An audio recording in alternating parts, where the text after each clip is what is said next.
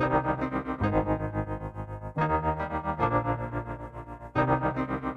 Friends, आज के हम इस वीडियो में जो है हमारे शीरीष के फुल अध्याय ही चल रहा है, उसके क्वेश्चन आंसर जो है आगे के हम कंप्लीट करेंगे। तो हमारा क्वेश्चन नंबर 5 से हम जो है शुरू करते हैं। क्वेश्चन नंबर 5 क्या है कि शीरीष का पेड़ जो है कब से कब तक खिलता है।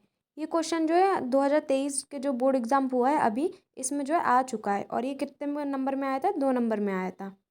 तो यही है, अगर आप चैप्टर अच्छे से पढ़ोगे, अब ज़रूरी नहीं है कि जो क्वेश्चन मैं करवा रही हूँ या जो क्वेश्चन कोई करवा रहा है वही क्वेश्चन सेम का सेम आ जाए। चैप्टर के बीच में से भी आ जाता है।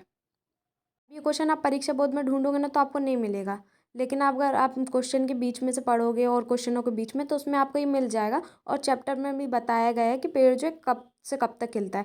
लेकिन आप परीक्षा बोर्ड में ढूंढोगे तो आपको ऐसा बिल्कुल सेम टू सेम ऐसा नहीं मिलेगा। ऐसा हम डिपेंड हो जाते हैं ना इस चीज़ पे कि हाँ इतने क्वेश्चन कर लेंगे तो इनमें से पक्का आएगा, तो ऐसा नहीं होता है, ऐसे आ जाता है बीच में से। अब आपको चैप्टर मैंने समझाया तो इसमें मैंने आपको बताया है। ये चैप्टर को ध्यान से पढ़ना और क्वेश्चनों को भी देखना है अच्छे से, तो इस तरीके से क्वेश्चन भी आ जाते हैं। लेकिन अगर आपने चैप्टर पढ़ा है तो आप इसका आंसर आसानी से बता दोगे। इसका आंसर क्या है कि शीरीष का पेड़ क्या है, वसंत में खिलता है। वसंत से जो है खिलते हैं और तथा भादो माह तक फूलते रहते हैं। वसंत से जो शुरू होता है तो भादो माह तक क्या होते हैं, फूलते रहते हैं। तो वसंत कब से, यानी फरवरी से स्टार्ट होते तो अगस्त से अक्टूबर तक जो है खिलते रहते हैं। तो अगर आप इतना लिखोगे, क्योंकि 2 नंबर के हिसाब से बस यही पूछा है, तो आपको नंबर मिलेंगे। अब बढ़ते हैं हमारे क्वेश्चन नंबर 6 की तरफ। इसमें क्या बोल रहा है कि शीरीष, अवधूत और गांधी जी एक दूसरे के समान कैसे? पाठ के आधार पर स्पष्ट कीजिए। इससे पहले हम जो है गांधी जी के बारे में पढ़ चुके हैं और क्वेश्चनों में गांधी जी कैसे हैं, शीरीष और गांधी जी की तुलना, ऐसा क्वेश्चन आ गया। तो ये भी वैसे ही क्वेश्चन है, सेम इसमें भी वही बात की गई है। पर यहाँ पे क्या है, तीनों की तुलना बता दी, एक शीरीष की, एक अवधूत की और किसकी, तीसरा गांधी जी की। तो आंसर सब कुछ सेम है, बस थोड़ा सा चेंज है। तो थोड़ा ध्यान से सुनना, मैं आपको अच्छे से बताती हूँ। शीरीष के अवधूत रूप के कारण लेखक को महात्मा गांधी की याद आती है। यानी शीरीष को हमने किस रूप में माना है? अवधूत में। यानी शीरीष का जो पेड़ है या जो फूल है वो किसकी तरह है? एक अवधूत की तरह, यानी एक सन्यासी की तरह। शीरीष के फूल को जो है हमने सन्यासी माना, तो इसे देखकर लेखक को किसकी याद आती है? एकदम से महात्मा गांधी की याद आती है। और वो क्यों आती है, हम आगे देखते हैं। आगे क्या लिखा है कि शीरीष का वृक्ष अवधूत की तरह धूप, वर्षा, आंधी, लू सब में शांत बना रहता है। यानी जो शीरीष का पेड़ है वो अवधूत की तरह, यानी जैसे सन्यासी होते हैं वो तपस्या करते हैं, तो वो कोई सा भी महीना हो, कुछ भी हो, वो अपने तपस्या में लीन रहते हैं, यानी अडिग रहते हैं, अपने लक्ष्य में अडिग रहते हैं। जैसे वो हर मौसम या हर परिस्थिति में शांत बने रहते हैं, वैसे शीरीष का वृक्ष भी जो है अवधूत की तरह ही रहता है। वर्षा हो, आंधी हो, कुछ भी हो, वो पेड़ हमेशा टिका ही रहता है। ये फूल जो है लंबे समय तक खिले रहते हैं, झड़ते नहीं हैं। तो शीरीष का वृक्ष किसकी तरह? अवधूत की तरह। जैसे अवधूत जो है हर समय जो है शांत रहता है, इस प्रकार कौन है? शीरीष का वृक्ष है। की तरह भी कौन है? महात्मा गांधी। वो क्या है? मारकाट, अग्निदाह, लूटपाट, खून खच्चर और बवंडर के बीच भी क्या रह सकते हैं? स्थिर रह सकते हैं।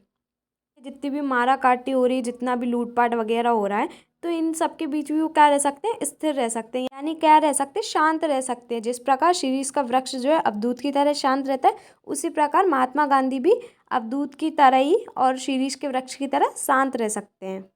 जिस तरह शीरीष वायुमंडल से रस खींचकर इतना कोमल व कठोर हो सकता है, उसी तरह महात्मा गांधी भी क्या रह सकते हैं? कोमल और कठोर व्यक्ति वाले हैं। ये वृक्ष और मनुष्य दोनों ही अवधूत हैं। यानी जिस तरह जो है शीरीष का वृक्ष जो है वायुमंडल से क्या करता है? रस खींचता है, इसलिए वो इतने लंबे समय तक कोमल व कठोर हो सकता है। यानी उसके जो फल रहते हैं वो कठोर रहते हैं और उसका जो फूल रहता है वो कोमल रहता है। उसी प्रकार जो है महात्मा गांधी भी वो क्या है? कोमल भी और कठोर भी हैं। कोमल कैसे? यानी वो उदार चरित्र वाले, वो अहिंसावादी हैं। लेकिन कठोर कैसे हैं? वो अपने अनुशासन का पालन करते हैं।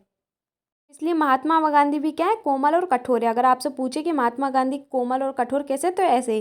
कोमल कैसे हैं? कि वो जो है उदार चरित्र वाले अहिंसावादी हैं। और कठोर कैसे हैं? कि वो जो है अपने अनुशासनों का पालन करते हैं। तो ऐसे व्यक्तित्व वाले कौन थे? महात्मा गांधी थे।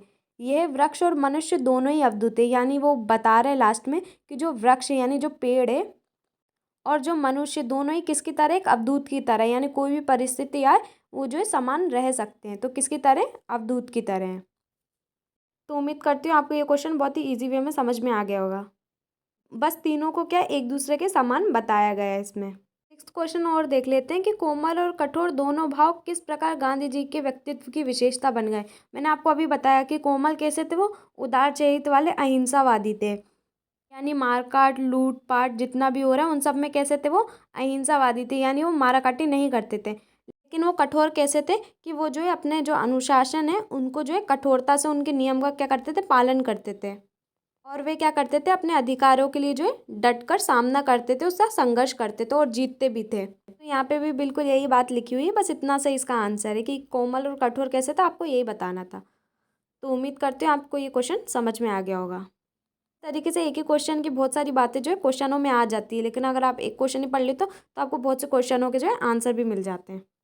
अभी मैं आपको जो है यहाँ पे कुछ एक्सरसाइज बता देती हूँ, बाकी जो है मैं जब आपको पूरी एमसीक्यू की वो लिस्ट बना के दूंगी तो उसमें मैं आपको अलग से कराऊंगी। अभी यहाँ पे मैं कुछ आपको बता देती हूँ। जैसे फर्स्ट यहाँ पे क्या बोल रहा है कि अनासक्त का शाब्दिक अर्थ है, यानी अनासक्त का जो है मतलब क्या होता है, इसका मतलब क्या होता है, विषय भोग से ऊपर उठा हुआ। तो इस शब्द का प्रयोग जो है आपके चैप्टर में किया गया है, इसलिए यहाँ पे जो है इसका अर्थ पूछा गया है, तो आपको ये मालूम होना चाहिए। एंड क्या है कि अवधूत डैश है, अवधूत एक क्या है, तो अवधूत आपको पता है क्या है, शिरीष का फूल है, क्योंकि पूरे चैप्टर में अवधूत को ये बताया गया है शिरीष का फूल, तो ये आपको भूलना नहीं है। अगला क्या है कि शिरीष के फूल हजारी प्रसाद द्विवेदी जी के किस संग्रह से उद्धृत है, तो किस संग्रह से लिया गया, ये कल्पलता से लिया गया, आपको ये याद रखना, हो सकता है आपसे ऑब्जेक्टिव में पूछ लें या सत्यासत्य किसी में भी पूछ लें।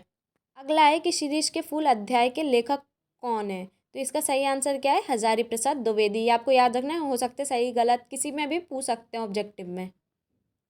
अगला है कि शिरीष के फूल संस्कृत साहित्य में बहुत कठोर माना जाता है, यानी शिरीष के फूल को जो है संस्कृत साहित्य में बहुत कठोर माना जाता है, तो इसका आंसर क्या है, असत्य, यानी नहीं माना जाता है, संस्कृत साहित्य में नहीं माना जाता है।